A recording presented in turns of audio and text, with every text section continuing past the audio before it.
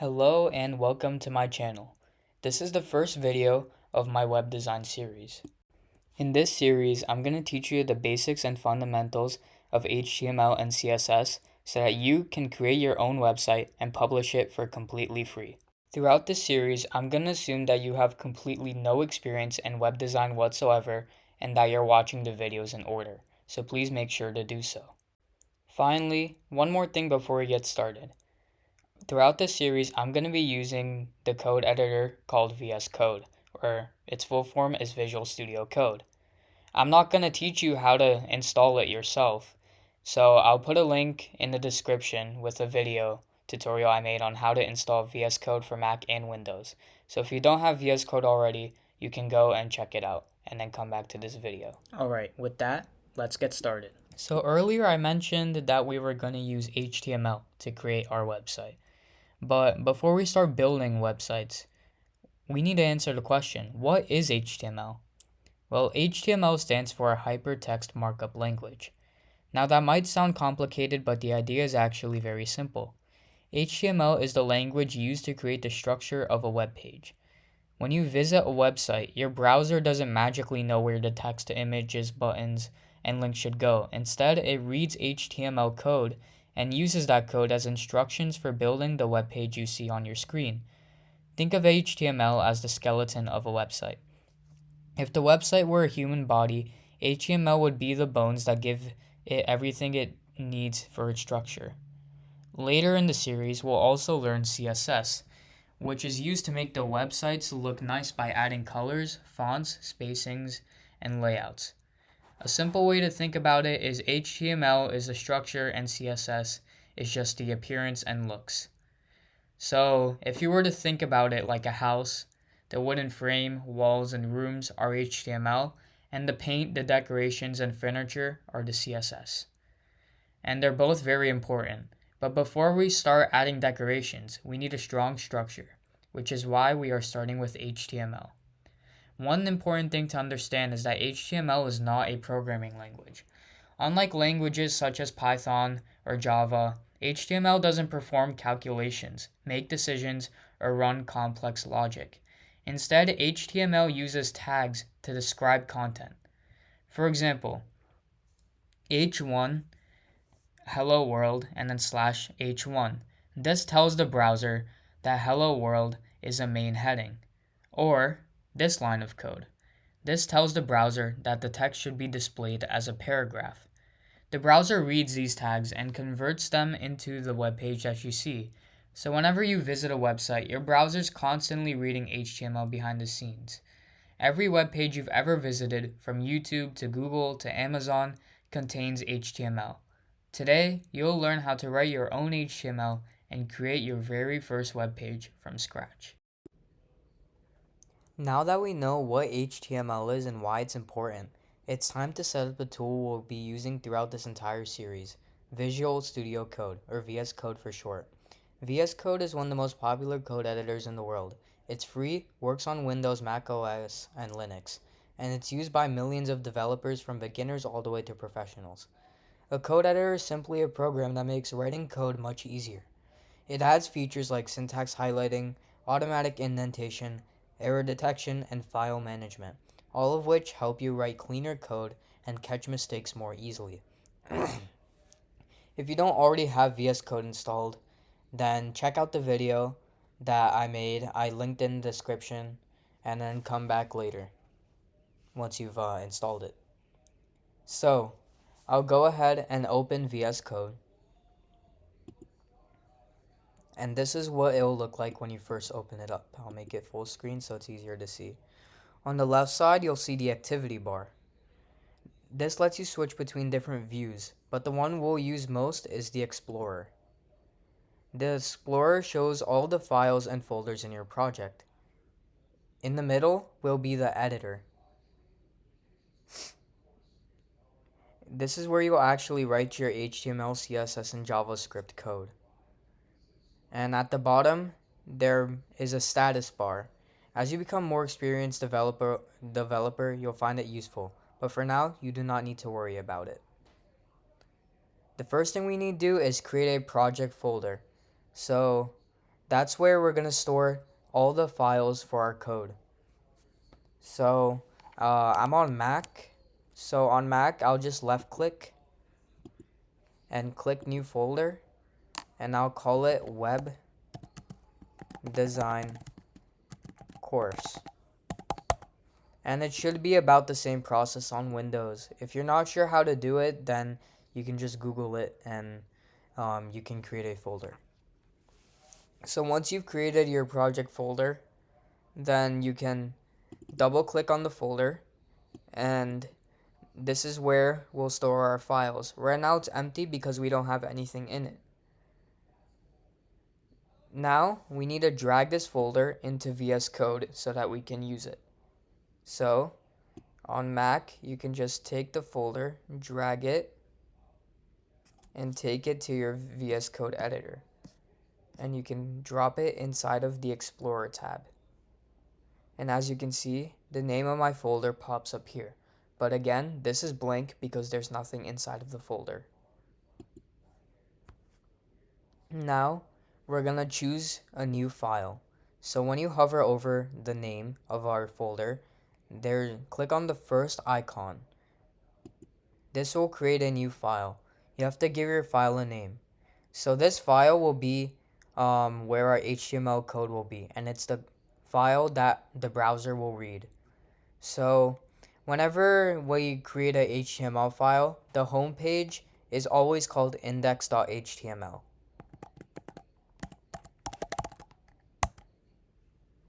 And once we name it, it gets stored in the folder, and we can start typing. So be sure when you name your HTML file, the part before the dot is make sure to write index and then have a dot, and then after that be sure to write HTML so that it is known that it's an HTML file. Now that we have created our HTML file, it's time to write our first real HTML document. Every HTML page starts with the same basic structure called the HTML boilerplate. So think of it as like a template. So I'll compare it to a house. So the boilerplate is like the foundation. Before you can decorate the inside or add furniture, you need a solid foundation. In the same way, before we can add headings, images, or buttons, we need to give our web page a proper structure in order to keep it organized and easy to read. Luckily, VS Code can generate the structure for us automatically. Inside your empty index.html file, type an exclamation mark. And then you'll see a suggestion called Emmet abbreviation appear. Press the tab key or enter depending on your settings, and VS Code will instantly generate the HTML boilerplate for you. And as you can see, this is our boilerplate. So don't worry if this looks confusing, we're going to read it one line at a time. So the first line, doc type HTML, this line tells the browser what version of HTML we're using. In modern web development, you'll always use HTML5, so this line stays the same on nearly every web page you create. Next, we have HTML lang, and then it says en. So this is called the HTML element, and it's the root element of the page. Every other HTML element will go inside of it. So all the content you create will always go under this HTML element. So the lang en part is an attribute. This provides extra information about the element.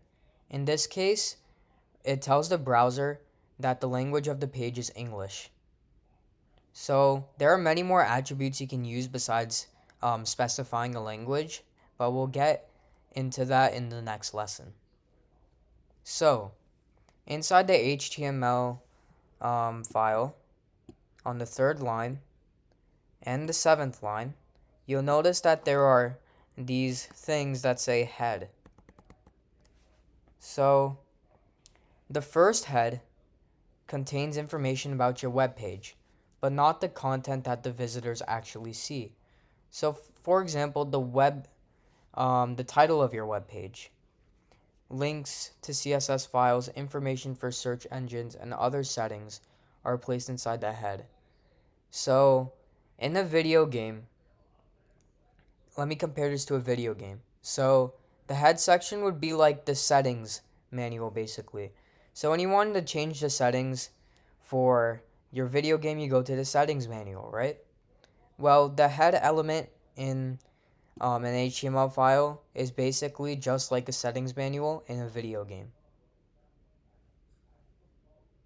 Alright, so let's look inside of the head element a bit. So everything in between these two head elements is everything that's inside of the head or settings manual. So these are just like default settings. You don't have to worry about them for now. We'll focus on this more. So title. Basically, this sets the text that's gonna show in your browser tab. I'll show you what I mean in a bit, but give it a meaningful name. So let's call it my first website. So people won't see this within the website itself, but they will see this in the browser tab. Alright, now let's look at where the title actually is. So hit Control S or Command S on Mac to save your file. And you want to do this every so often so that you can save your code. It's a good habit that when you write a good chunk of code to always hit Control or Command S. And also, you also want to do it before you check your website. Otherwise, it won't work. Okay, so now let's open this up in our browser. So go to the place where you created your folder earlier, outside of VS Code on your computer. Once you find that folder, you're going to open the folder, and then you're going to right click it, and then hover on Open With. And then you're going to click Google Chrome or whatever browser you have, like Microsoft Edge or Opera GX or anything of that sort. So for me, I use Google Chrome, so I'm going to click Google Chrome. And as you can see, a completely blank white page is displayed on our browser. And that's completely okay. But where's the title? Well, it's not anywhere in this white area. It's all the way up here. Like I said before, it's on the browser tab. So it says my first website, and that's exactly the name we gave it in our HTML file. Okay, now that we've seen that, let's go back to VS Code. Next, let's move on to the body elements. So this is the most important part of your HTML file. So unlike the head element, the body element is gonna contain everything that you see on the website. So that blank white space I showed you earlier, once we put stuff inside of the body, then stuff will actually start popping up over there. So in this area, you could add things like headings, paragraphs, images, buttons, links, videos. Almost everything you build throughout this course will go inside the body element. Right now, the body is empty, so obviously it's completely white. Next, we're going to try to change that by learning our first HTML elements, headings and paragraphs. Once we add those, you'll finally start seeing content appearing. Okay, so we're going to start with one of the most common HTML elements, headings. Headings are exactly what they sound like. They're used to create titles and organize information on a web page. HTML has 6 different types of headings, from H1 all the way to H6. So let me type them out and show you.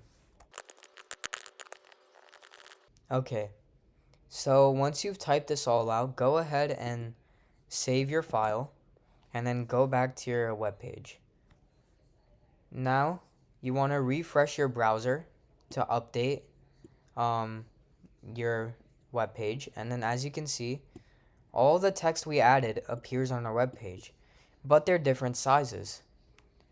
So, the H1 heading is the largest and the most important, while the H6 is the smallest and least important.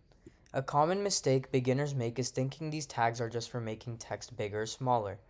They're actually much more important than that. Headings give your web page structure. Think of them like chapters and sections in a textbook. The title of the textbook would be H1. Each chapter might be an H2. Sections in those chapters could be H3s.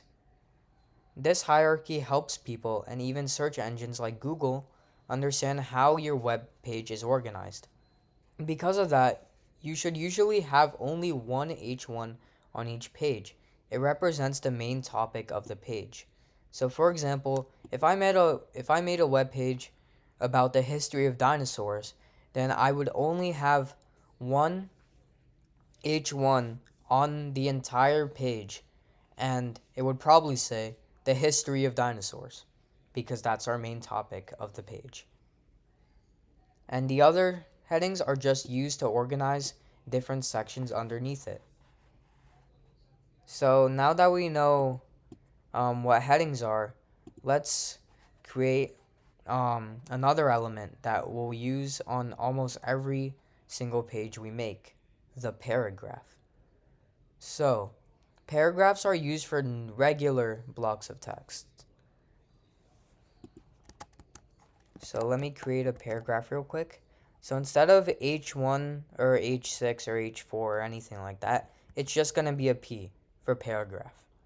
And then in between these tags, we'll say this is a paragraph. And then Command or Control S to save it. And then you're going to go ahead and refresh your browser once again. And as you can see, our brand new paragraph pops up. So let me type something much more realistic.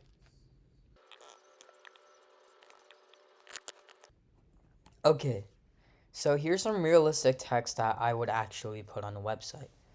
So now I'm going to Command S and Control S, and you should do the same as well. You should also create a realistic thing for yourself and see how it looks for your own. So we're going to go back to our browser, and then we're going to refresh to update our changes. As you can see, it looks more like a real website, something you would open up and look at. Even though it might not have decorations or colors yet, it still has content you would actually see on a real website. It has the About Me H1, which is the main topic of our website, and it has the paragraph text, which contains the information that I want to know. So, you'll notice something interesting.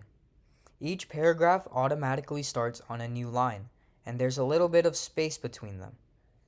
That's because browsers have default styles built in. Of course, since they're default, you can obviously change them. So later in this course, we'll use CSS to change them. So, before we move on, let's talk about one more important rule in HTML, opening and closing tags. So take a look at this line. As you can see, with our heading 1 line that says About Me, it has 3 parts. First, it has an opening tag. That lets the browser know what type of element this is. So, since it says H1, it's a heading 1 element. And then we have the content that goes inside of the tags, About Me. So this is the part that is actually displayed on the website. And finally, we have our closing tag. This lets the browser know that our H1 is finished and we are no longer adding anything else to it. So most HTML elements follow this very same pattern: an opening tag, the content, and a closing tag. And remember, the closing tag is the exact same thing as the opening tag, except it has a slash before the name of the tag. So always keep that in mind. So now let me show you what happens if we forget to use the closing tag, just to emphasize how important this is. So let me go ahead and save this and show you what happens to our website. As you can see, it makes the entire thing a heading text instead of making our what's supposed to be our paragraph text an actual paragraph. So this happens because if we don't close it, it will think that all of this is also part of the h1 tag. So once we close it, then the browser will no longer think that this is a heading 1 and it'll go back to normal.